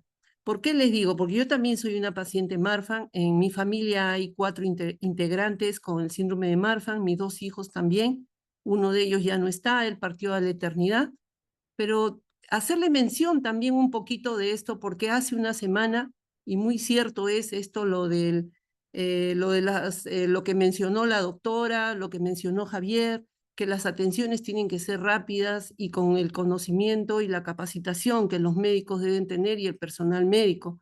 Hace una semana tuvimos el contacto de una familia, un joven del Callao, 19 años, medía 1,90 m, nos contactó, la mamá me explicó que el joven tenía una deficiencia respiratoria y que no podía caminar. Entonces abordé el caso y de inmediato saqué la cita con la cardióloga, la cita con el oftalmólogo para el día viernes pasado, pero amaneciendo el día jueves ya no llegó el joven. Él murió, se derrumbó cuando se levantó y fue al baño, pero para esto la mamá le pregunté qué es lo que pasó, me dijo de que él en la tarde del día miércoles, después de conversar con ella, tuvo un dolor fuerte en el estómago, llamaron a la ambulancia, al SAMU, vinieron los paramédicos, le pusieron el oxímetro, le hicieron un EKG y solamente dijeron, no, está normal, es un dolor de diafragma. Y la tía con la que vivía le dijo, él es un paciente, supuesto paciente con el síndrome de Marfan, porque no tenían nada concluido. Entonces ellos dijeron, no, es un dolor simple de diafragma. Y se fueron y no lo llevaron de emergencia. El joven se levantó en la mañana, fue al baño y se derrumbó el joven. La mamá ingresó y no supo cómo atender a su hijo y murió el jovencito. Entonces, viendo todos estos casos, la falta de comunicación, la falta de información, es por eso que también a raíz de estas situaciones e historias, promovimos el hacer una herramienta para que el paciente pueda utilizarlo. Y estamos en todo el cuidado, en toda la información, el seguimiento y la ruta para cada uno de los pacientes. Y en el trabajo que hacemos en la Asociación del Síndrome de Marfan, que fue formada hace 20 años por una paciente también, Cecilia Delgado Tello. Ella, con 21 integrantes de su familia, fue motivada en formar esta asociación para que el paciente tenga una ruta, un camino a seguir y con qué médicos poder atenderse y dar la prioridad del caso y descubrir por qué sus síntomas son la falta de respiración, por qué no ven, por qué son tan altos, por qué son tan delgados y así sucesivamente. Entonces, solamente mi intervención era eso para agradecerles a todos que han intervenido en poder lograr que estas tarjetas sean ya difundidas y así el paciente pueda tener mayor conocimiento y a su vez el profesional de la salud, porque muchos no conocen de esta patología. En Piura acabo de tener el contacto de una mamá con un niño de 6 añitos, tenía una neumonía, el niñito, y los médicos no tienen conocimiento total de lo que significa el síndrome de Marfan. Nuevamente agradecidos con todos y bueno, seguir para adelante en la lucha y en equipo podemos hacer muchas cosas. Muchas gracias. Muchas gracias por su participación, doctora María Soledad Waters, presidenta de la Asociación Marfan Perú. A continuación, vamos a dar pase a la última ponencia de este seminario internacional que está a cargo del doctor Ricardo Fujita Alarcón. Él es director del Centro de Genética y Biología Molecular de la Facultad de Medicina de la Universidad San Martín de Porres, es biólogo genetista y también doctor en genética molecular. Él está a cargo del tema la enfermedad de Marfan, una enfermedad rara del tejido conectivo y su relevancia en la realidad del sector salud peruano. Muchas gracias por su participación, doctor Ricardo Fujita Alarcón. Buenos días, muchas gracias por la invitación. Estoy regresando del simulacro recién. Muy bien. Vamos a comenzar.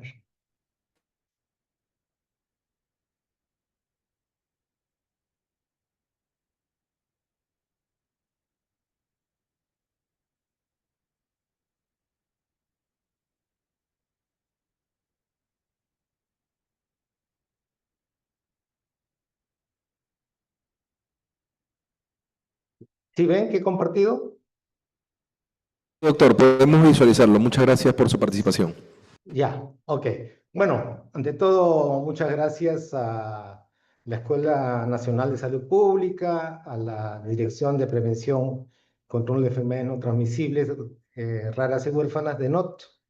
Y también siempre es grato estar en la compañía de la Asociación de Pacientes de Marfan, también parte de los Pacientes Importan y de la Federación Peruana de Enfermedades Raras. Y ver de nuevo a Javier, un amigo de todos nosotros acá en Perú. Bueno, soy Ricardo Fujita, yo tengo alrededor de 40 años trabajando en enfermedades raras. Le debo mi carrera prácticamente a las sociedades de enfermedades raras. Hice mi doctorado en Francia con la ayuda de la Asociación Francesa de Miopatías y en Estados Unidos hice mi postdoctorado con la ayuda del consorcio de la lucha por la visión, ¿no? Contra las cegueras. Entonces, vamos a comenzar diciendo lo que ya se ha mencionado, que generalmente los médicos, la educación médica está centrada en resolver los casos que son más comunes, ¿no? Y había un premio Nobel, el doctor Woodward, que decía, si ustedes escuchan cascos, galopes, tienen que pensar en caballos, ¿no? Pero poco a poco se ha visto que siempre que habían galopes no necesariamente eran caballos y de esta manera incluso las sociedades de enfermedades raras tomaron a las cebras como un símbolo de que dentro de la medicina hay que mirar otras cosas cuando no se encuentra una solución, ¿no? Entonces, esto ya lo conocemos. Se ha hablado también de enfermedades raras, es una condición descrita por diferentes organismos, donde lo que le caracteriza por su nombre es la poca frecuencia, ¿no? Una persona en 2000, ¿no? Dentro de la población. Puede ser tan rara como hasta una persona única en el mundo, ¿no? Tiene una condición comparado a los 7.000 millones de individuos que somos nosotros, ¿no?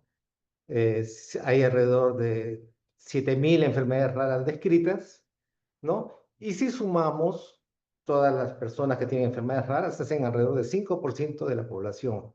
Estamos diciendo que en Perú al menos 1,5 millones de personas tienen esta condición, ¿no? Y son mayoritariamente de origen genético, alrededor de 70-80%. Y otra cosa también es que muchas de estas enfermedades raras, me imagino que también debe pasar con Marfan, es que debe haber grupos, pueblitos alejados donde hay una mayor frecuencia de estas enfermedades, ¿no? Y eso es importante para las políticas.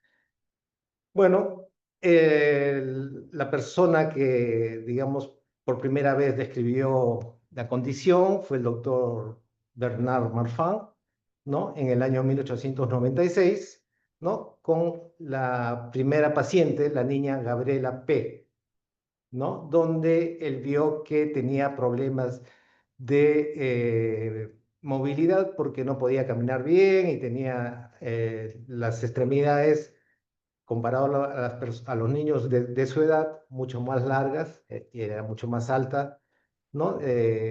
Veía que tanto la pierna como la parte torácica, los brazos, la falange, los dedos de los pies, de las manos, también tenían este problema un poquito más alargado que lo normal, ¿no?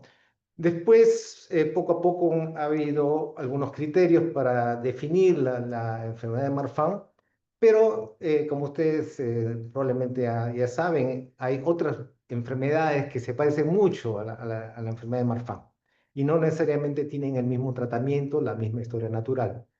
Entonces se hizo una serie de protocolos para poder conocer el Marfan y después, por ejemplo, en el año 96, ya con algunos tipos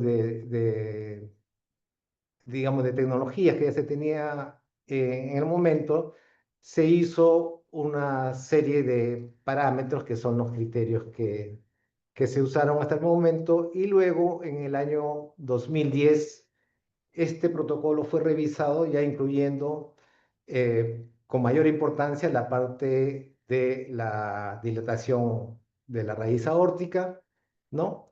Y también ahí entraba la genética, o sea, las mutaciones en el gen FBN1, que vamos a ver más adelante, y también si había presencia de Ectopia lentis. Bueno, el síndrome de Marfan cuando es familiar, aparece en todas las generaciones, ¿no? Con mayor o menor severidad, ¿no? Y no importa si eres mujer o eres varón, pasa a través de las siguientes generaciones, ¿no? Alrededor del 3/4 de los casos de Marfan son familiares y alrededor de 25% más o menos son casos que le llaman esporádicos, que aparecen por primera vez, mutaciones nuevas, ¿no? Entonces, el gen que es responsable de Marfan, de la mayor parte de casos, de 4 de 5 casos de Marfan, son mutaciones en este gen que se llama FBN1, que forma la proteína fibrilina, ¿no? Que vamos a ver más adelante, es importante para la elasticidad de los tejidos conectivos y de protección de los órganos, ¿no? Tiene también, regula el sistema celular de crecimiento, ¿no? Por eso vamos a ver que está asociado a alargamiento de algunos órganos, ¿no? Entonces, ¿qué pasa cuando hay mutaciones en este FBN1?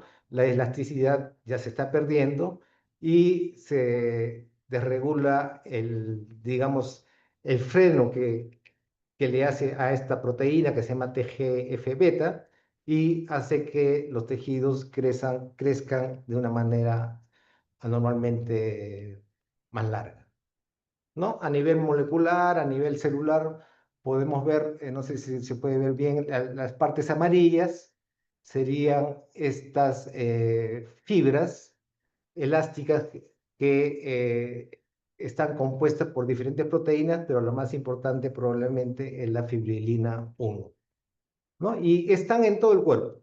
Algunos ejemplos, digamos, de tejido conectivo son el hueso, los cartílagos, las células adiposas, ¿no? La misma sangre y el tejido linfático.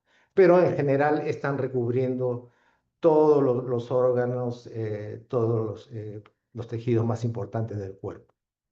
El FBN1 de los 20.000 genes que tenemos se encuentra en el cromosoma 15, está acá, es uno de 20.000 genes, y tiene varias partes importantes, ¿no? Hasta ahora, por ejemplo, se está viendo que esta parte entre la región que los genetistas llaman 24 hasta la 32, está asociado, por ejemplo, cuando hay mutaciones en este lado, tienen que ver con Marfan congénito. O sea, es más severo, los niños nacen con el síndrome de Marfan. Incluso antes de nacer ya se puede ver que está asociado a la condición, ¿no? Entonces, estas fibras normalmente forman parte de, como le digo, de todos los órganos, eh, de los huesos, de los cartílagos, ¿no? Y normalmente las personas que tenemos dos copias normales, por decirlo de alguna manera, se forma un tejido, digamos, más o menos fuerte y elástico, pero en las personas que está fallando uno de los FBN1, no se forma de manera igual, ¿no? Este es una persona con una condición y este es de una persona normal. Entonces, esto lo que va a hacer es que todos los tejidos que necesiten cierta elasticidad se va a ir perdiendo, ¿no? Yo siempre hago quizás la mala comparación con cuando uno tiene una media nueva, ajusta, ¿no? Pero cuando mi media ya tiene 5 o 10 años, ya un poco que empieza a ceder, ¿no? Es lo que pasa con el FBN1 cuando tiene mutaciones, ¿no? Bueno, nuestro trabajo es identificar el ADN y ver la forma normal, y dentro de eso nosotros vamos buscando, digamos, las faltas ortográficas, ¿no? Acá ven una T en vez de una G, entonces para nosotros es una mutación, un cambio de letra, ¿no? A veces puede ser el cambio de una letra, o a veces puede ser que se han borrado 20 letras, o a veces aparecen 7 letras de la nada dentro de mi gen y hacen que ese gen ya no sea normal, ¿no? Este es el gen FBN1, hay diferentes mutaciones que dan a Marfan, pero también hay una cosa interesante, es que hay algunas mutaciones que están acá en morado que provocan otras enfermedades que no tienen que ver con Marfan, o que no son realmente clínicamente Marfan, ¿no? Como el síndrome de la piel tiesa, ¿no? O solamente la ectopia lentis, o sea, la dislocación del iris, sin que tengan signos de Marfan, ¿no? También se sabe que hay otras condiciones del tejido conectivo que se parecen mucho al síndrome de Marfan, ¿no? Las más conocidas probablemente vemos el Ehlers-Danlos, Loeys-Dietz, ¿no? Hemicistinuria, etcétera, ¿no? Acá tenemos algunos ejemplos, no son Marfan, ¿no? Son otro tipo de condición. ¿Para qué sirve chequear los genes? Es que para las familias consideramos que es muy importante saber que tienen conocer la causa molecular de la condición, ¿no? En este caso es identificar la falla ortográfica. Y eso a la familia le da entre no saber nada y saber realmente qué es lo que está causando la enfermedad, ¿no? Y la va a diferenciar de las otras condiciones, por ejemplo, el Danlos o Loeys-Dietz, etc. Otra cosa es que son enfermedades progresivas. Entonces, si yo detecto de una manera temprana, ya sé qué puede pasar a mi hijo a los 5 años, a los 10, a los 15, a los 20, etcétera. Ya puedo ir preparándome para, digamos, las diferentes estrategias de intervención que podemos hacer, ¿no? Según su avance, ¿no? Hay, en Marfan no sé si habrá ya fármacos, pero sí debe haber probablemente cirugías correctivas, ¿no? En el caso de escoliosis y cifosis, etc. Y también otra cosa que es importante, ya hablando de la genética, es cuando hacemos el análisis en personas que probablemente todavía no muestran la condición, pero ya puede estar en los genes, ¿no? De repente una persona de muy niña ya se puede saber quién va a ser afectado con la condición, ¿no? Y por supuesto el consejo genético que siempre está presente. Bueno, nosotros como universidad tenemos, por supuesto, hacemos investigación y también hacemos responsabilidad social. Entonces, en ese aspecto, bueno, yo tengo un sesgo de formación por mi deuda infinita a las enfermedades raras, ¿no? Entonces, cuando llegué a Perú, hice este laboratorio que ya felizmente ha crecido, ¿no? Entonces nosotros a la actualidad ya tenemos como 800 diagnósticos que hemos hecho de manera gratuita, ¿no?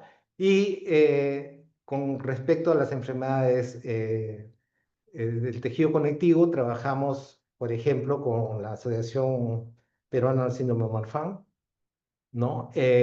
Donde participan también otros médicos, ¿no? La doctora Alzamora del Hospital Loaiza, el doctor Reyes, me parece que es el 2 de mayo, la doctora Munibe, cardióloga también, el doctor Izquierdo de Oftalmosalud, ¿no? Están asociados con esta eh, eh, asociación APSIM, ¿no? Nosotros también trabajamos directamente con diferentes hospitales, ¿no? Los más notorios que he puesto acá, porque tenemos varias eh, pacientes de ellos, son del Hospital Rebagliati, con la doctora Dueñas, el Hospital Almenara, la doctora Soria, y la Red de Salud de Junín con la doctora Ledesma. ¿No? Lo que hacemos es, tomamos muestra dentro de una familia solamente a un paciente, hacemos el estudio del ADN, identificamos si hay una mutación en FBN1 o en otro gen, ¿no? Y correlacionamos con la parte de la presentación, digamos, de la condición, ¿no? Y una vez que encontramos eso, ya extendemos a la familia, ¿no? Este es el equipo. Como digo, ellos trabajan y yo soy el que salgo en la televisión. Bueno, en este caso en la presentación, ¿no? La doctora María Luisa Guevara, Francia Guamán, Rodrigo Sánchez, Diana Rojas, Daisy Obispo y otras personas más que también están trabajando. Bueno, este es, digamos, algunos de nuestros resultados. Lo que quiero llamar la atención acá es que ustedes van a ver acá, por ejemplo, FBN1, FBN1, FBN1, ¿no? Pero algunos no son FBN1, si son otros genes. Estamos diciendo que Marfan está causado generalmente por el gen FBN1 y el 80%, el 20% por un gen TGF-beta, que no está acá. Entonces, lo que estamos identificando en el grupo, tenemos alrededor de 50 pacientes Marfan peruanos que se han realizado en esta campaña. Tenemos FBN1, pero también tenemos otros genes. Y esos genes, por ejemplo, pertenecen algunos a Ehlers-Danlos, otros pertenecen a cutis laxa, otro a una enfermedad que se llama Stickler, ¿no? Otros que tienen solamente dislocación del lente ocular, ¿no? Ectopia lentis, ¿no? Tenemos también gente que tiene aranodactilia, pero sin tener el síndrome de Marfan, ¿no? También tenemos pacientes que tienen, por ejemplo, Loeys-Dietz, ¿no? O problemas de aorta, pero sin ser Marfan, ¿no? Entonces tenemos algunos genes que están asociados. Entonces, ¿qué es importante para los peruanos? Es que nosotros no somos a los quienes se estudia en los libros, ¿no? Lo que nosotros estamos viendo, la gente está viendo en general, es que las poblaciones del mundo son diferentes a lo que viene en los libros, que ha sido generalmente hecho estudios en países de origen caucásico. Entonces, la ciencia médica está europeizada, y más la parte de la genética, ¿no? El genoma humano y todo eso ha sido mayoritariamente en caucásicos, y ahora la ciencia se está dando cuenta que hemos dejado atrás, hemos dejado de estudiar la mayor parte del mundo. Nosotros tenemos un trabajo en la universidad donde hemos eh, demostrado a nivel molecular que el que no tiene de Inga tiene de Mandinga, ¿no? En el sentido de que el peruano tiene una alta proporción de ancestría genética nativa, ¿no? Si mezclamos todo, un promedio son alrededor del 70% de ancestría nativa. El 30% restante está europeo, asiático y africano, ¿no?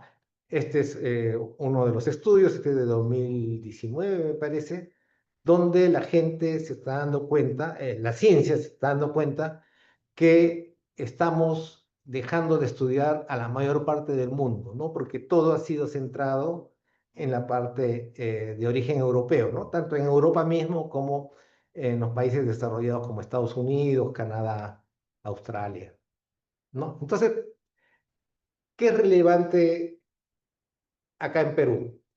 Es que si nosotros asumimos que la frecuencia de la enfermedad de Marfan es alrededor de 1 en 5.000, o sea, deberíamos tener alrededor de 700 personas, perdón, de 7.000 personas que tienen la condición de Marfan, ¿no? Pero que yo sepa, probablemente ni siquiera se llega a 700 a las personas que están identificadas como Marfan. O sea, hay un trabajo para hacer para poder identificar a la persona y, por supuesto, darle todas las condiciones de prevención y tratamiento adecuado, ¿no? Lo que nosotros encontramos en el trabajo es que usted, por ejemplo, estos días ya queremos publicarlo, y acá ustedes dicen this paper, o sea, en este artículo, this paper. Entonces, estas mutaciones que estamos encontrando son mayoritariamente, cuando dice this paper, quiere decir que la hemos encontrado solamente en pacientes peruanos. Y si ustedes se dan cuenta, más del 50%, más de la mitad de los resultados que estamos teniendo son mutaciones totalmente nuevas que no han sido descritas en la literatura, ¿no? Y eso dificulta un poco en el sentido que para nosotros es bien fácil cuando encontramos, por ejemplo, una mutación que ya ha sido definida por alguna otra persona en Europa, en Estados Unidos, que ya se sabe que ese cambio ha producido la enfermedad de Marfan. Pero cuando tenemos algo totalmente nuevo, entonces tenemos que hacer ya algunos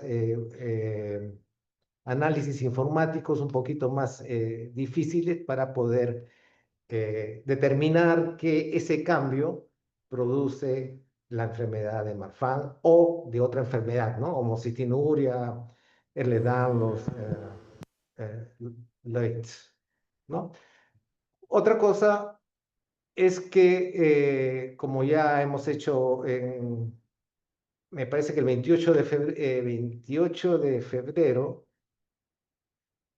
hicimos este año acá con justamente la Asociación de los Pacientes Importan y la Sociedad Marfan, una, eh, un evento de concientización, ¿no? De las enfermedades raras, ¿no? Incluyendo Marfan en particular, ¿no? Entonces, hay una tarea de nosotros como academia poder difundir la existencia de estas enfermedades, ¿no? No solamente escuchar el galope y pensar en caballos, sino también ver que hay otros tipos de cebras y otros animales, ¿no?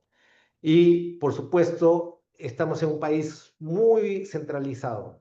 Es probable que muchas de las familias de todo el Perú tengan familias en Lima. Entonces, a partir de eso, nosotros podemos de repente trazar el origen de la enfermedad a sitios más alejados. Y por supuesto, hay que hacer campañas in situ en las zonas rurales buscando algún tipo de estas enfermedades. Y por supuesto, termino con la idea de fortalecer las redes, ¿no? La intervención de Javier a nivel mundial, la intervención de la APSIN, la FEPER, ¿no? La Federación Peruana de Enfermedades Raras, los pacientes importan, la SOMAPET hay que tener en cuenta también, de alguna manera integrarlas, ¿no? Las oficinas municipales de discapacidad, creo que se llaman, ¿no? Y fundaciones, hay que involucrar a la sociedad civil, a, a la industria, no sé, de alguna manera, porque probablemente lo que tenga el Estado sea insuficiente, ¿no? Solamente para decirles, cuando hice mi doctorado en Francia, fui pagado por la Asociación de Miopatías, ellos organizaban la Teletón, que desde esa época, estoy hablando del año 90, 91, Doctor, sí, hasta la actualidad, cada año recababan 100 millones de euros. Probablemente eso no lo vamos a poder hacer acá, pero hay que ir pensando de repente algo en Marfan y las enfermedades raras. Muchas gracias.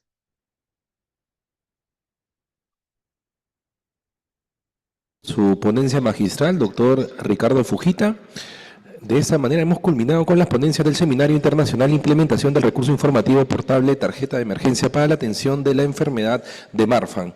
Les recordamos a todos los participantes que nos siguen a través de la plataforma Zoom que hemos enviado a través del chat de la plataforma una encuesta de satisfacción y una evaluación para que puedan completarla y acceder a su constancia de participación. Tienen hasta las 2 de la tarde del día de hoy. Agradecemos nuevamente a los ponentes nacionales e internacionales que nos han acompañado en este seminario internacional y por supuesto a todos los participantes de estas sesiones. Muchas gracias a todos por su participación, que tengan un buen día.